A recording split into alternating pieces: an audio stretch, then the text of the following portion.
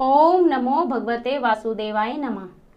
दोस्तों, मैं रूपवती सिंह अपने चैनल पर आप सभी का बहुत बहुत स्वागत करती हूँ। दोस्तों, अभी पितृपक्ष चल रहे हैं। आप सभी जानते हैं पितृपक्ष पितरों के निमित्त होते हैं। अगर आप भी ऐसा सोचते हैं कि आप पितरों की पूजा नहीं करते और भगवान की पूजा करते हैं तो आपका कल्याण होगा।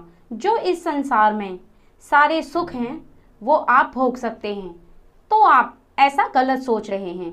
जो हमारे शास्त्र हैं, गरुड़ पुराण में लिखा है कि अगर किसी व्यक्ति के पूर्वज असंतुष्ट हैं, तृप्त नहीं हैं, तो उसको विभिन्न प्रकार के कष्टों का सामना करना पड़ेगा।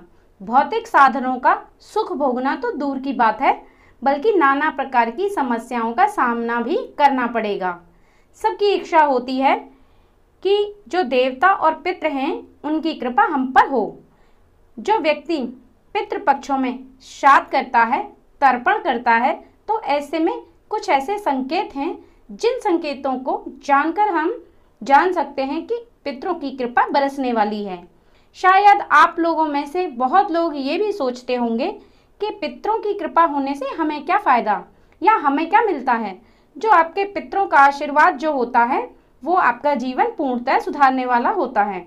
जीवन में किसी भी व्यक्ति का जीवन बंधा बंधा सा होता है, तो पितरों की कृपा प्राप्त होने के बाद बंधा सा जीवन खुल जाता है। अगर आपके पितृ संतुष्ट नहीं हैं तो आप कभी भी उन्नति नहीं कर सकते। दोस्तों, पितृ दोष और वास्तु दोष, ये दो दोष सामान्यतः व्यक्ति के जीवन में ज़्यादातर चलते ही हैं।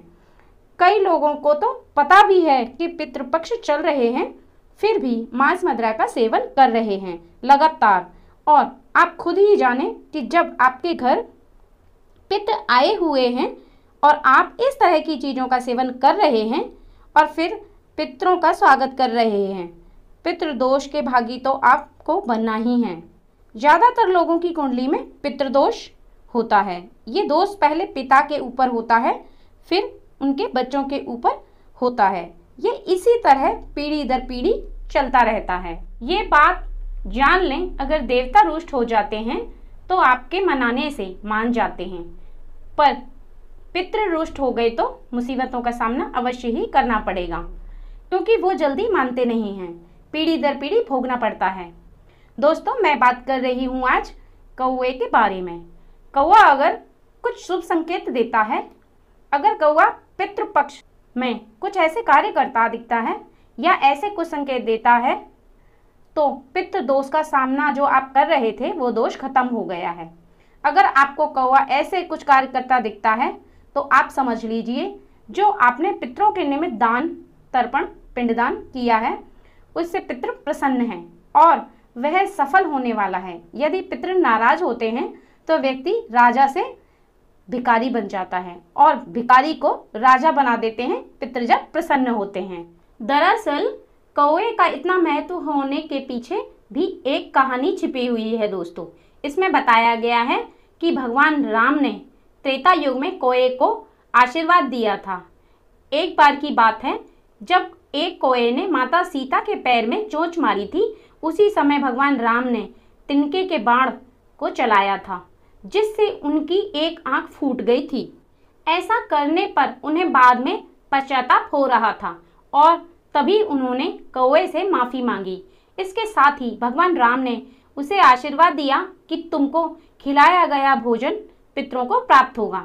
तब से पितृपक्ष में कौवे को भी श्राद्ध के भोजन का एक अंश दिया जाने लगा। इसके अलावा धार्मिक मान्यताओं की माने तो कौवे को देवपुत्र माना जाता है। व्यक्ति जब शरीर का त्याग करता है और उसके प्राण निकल जाते हैं तो वह सबसे पहले कौवे का जन्म पाता है। माना जाता है कि कौवे का किया गया भोजन पितरों को ही प्राप्त होता है सीधा। दोस्तों, जब कौवे कुछ संकेत देता है तो आप पता कर सकते हैं कि जो आपके ऊपर दोष चल रहे थे वो खत्म हो गए हैं और आपके जीवन की समस्याएं हैं वो भी समाप्त हो गई हैं। जैसे कि अगर कौवा आपके पीछे की तरफ से आवाज़ करे यानी बोले और आपको आवाज़ आपके पीछे की तरफ से सुनाई दे, तो समझ जाएं कि आपके जीवन की सारी समस्याएं जल्दी से समाप्त होने वाली हैं।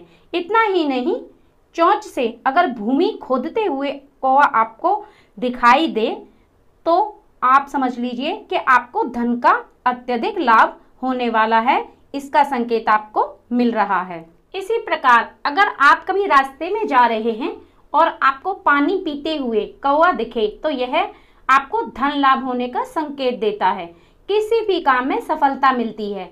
इसी तरह से रोटी का टुकड़ा या खाने का तिनका चोंच में दबाए हुए कौवा अगर आपको नजर आता है तभी आप समझ लीजिए कि धन लाभ होने के संकेत आपको प्राप्त हो रहे हैं। इसी प्रकार अगर घर के आसपास आपको कौवे की चोंच में कौवा फूल पत्तियां ले जाता हुआ दिखाई दे तो आप समझ लीजिए आपकी सारी मनोरथ की सिद्धि होती है। इससे दोस्तों कौवा अगर गाय की पीठ पर चोंच को रगड़ता हुआ दिखाई दे तो समझ लीजिए कि आपको उत्तम भोजन की प्राप्ति होगी।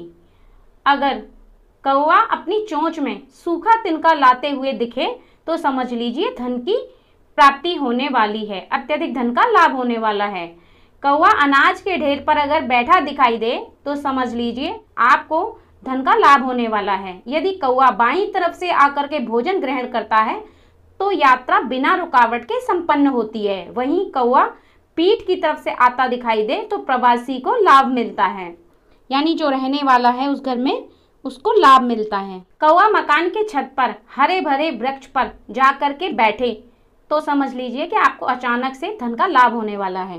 दोस्तों इस तरह कौवा शुभ संकेत देता है और इस तरह जो मैंने सारी बातें बताई हैं अगर ऐसे कौवा करता दिखता है तो समझ लीजिए कि धन के लाभ होने वाले हैं, अच्छे दिन आने वाले हैं, समस्याएं समाप्त होने वाली हैं।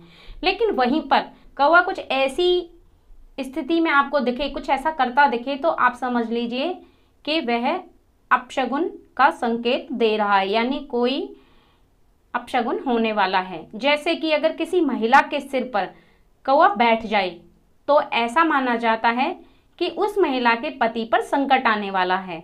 ध्यान रहे कि अगर कौवा बहुत तेज आवाज में चिल्लाते हुए दिखे और अपने पंखों को जोर जोर से फड़फड़ाए तो समझ लीजिए कि वह अपशगुन कर रहा है। और अगर आपके घर में कभी अचानक से कौवे का झुंड आ जाता है और काफ़ी तेज आवाज में चिल्लाते हैं कौवे के झुंड तो समझ लीजिए कि वह अपशगुन का संकेत दे रहा है। दोस्तों पितृपक्षों में पितृ प्रसन्न होते हैं और पितृ आशीर्वाद देते हैं तो कौवा हमें इस तरह के शुभ संकेत देता है, जिसमें मैंने कि आपको अशुभ संकेत भी बताए कि पितृपक्षों में अशुभ संकेत क्या होते हैं और शुभ संकेत क्या होते हैं। तो आप संकेतों से समझ सकते हैं कि आपको पितृदोष लगे हुए हैं या पितृदोष खत्म हो गए हैं या आपके जीवन में बहुत ही सारी चीज़ें शुभ होने वाली हैं। दोस्तों वीडियो अगर पसंद आए तो मित्रजनों और परिवार वालों को शेयर करें और मेरे चैनल को सब्सक्राइब करें, बेल बटन को प्रेस करके रखें ताकि जब भी मैं कोई वीडियो शेयर करूं तो उसका नोटिफिकेशन सबसे पहले आपको मिले। दोस्तों अब मैं इजाज़त चाहूँगी। नमस्कार।